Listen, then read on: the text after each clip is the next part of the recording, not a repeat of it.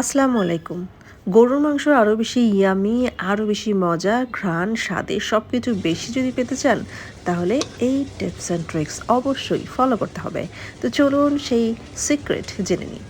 আপনি সবসময়ের জন্য গরুর মাংস রান্না করতে গেলে গুঁড়া মরিচটা একটু অ্যাভয়েড করলে স্বাদটা দ্বিগুণ হয়। যেমন শুকনা মরিচটা এর পরিবর্তে ব্যবহার করতে পারেন, আর কিছুটা পেঁয়াজ, কিছুটা গোলমরিচ একসাথে ব্লেন্ড করে সুন্দর করে পেস্ট বানিয়ে নেন।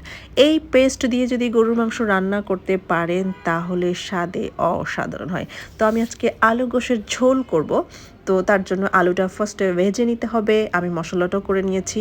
এদিকে বড় বড় গোটা মানে একটা পেঁয়াজ ৪ ফালি করে গোটা গোটা করে আমি কেটেছি। এটা একেবারে চিকন চিকন করে কাটিনি, কারণ চিকন চিকন করে কাটলে এটা গলতে দেরি হয়, মোটা করে কাটলে তাড়াতাড়ি গলতে সুবিধা হয়।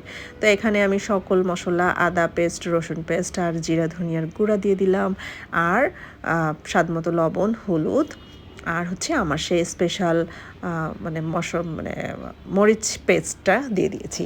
এই মরিচ পেস্টটা দেওয়ার কারণেই আপনার মাংসের স্বাদ টোটালি চেঞ্জ হয়ে যাবে। সাথে আমি কিছুটা আস্ত রসুন দিয়ে দিয়েছি, আর কয়েকটা তেজপাতা, দারচিনি দিয়ে দিয়েছি। এখন সুন্দর করে কষাতে হবে।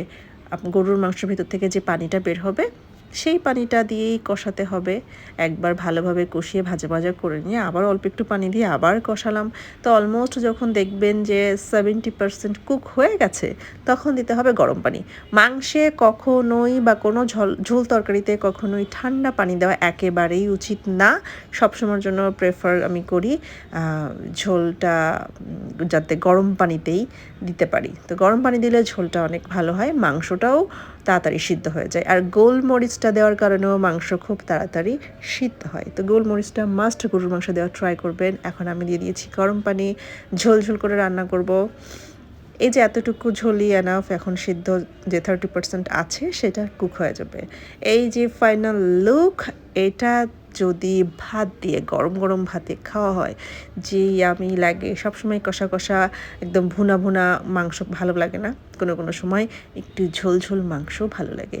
তো পেস্ট করে দেওয়ার কারণে ঝোলটা অনেকটা মানে গ্রেভিটা ভালো হয়। আর সাথে যদি থাকে এরকম ছিটা রুটি বা চালিটাটা রুটি, তাহলে তো একদম জমে ক্ষীর। তো আমাদের বাসার খুব পছন্দ এরকম গরুর মাংসের সাথে ছিটা রুটি। তো ইফতারিতে আমি আজকে তাই দিয়েছিলাম।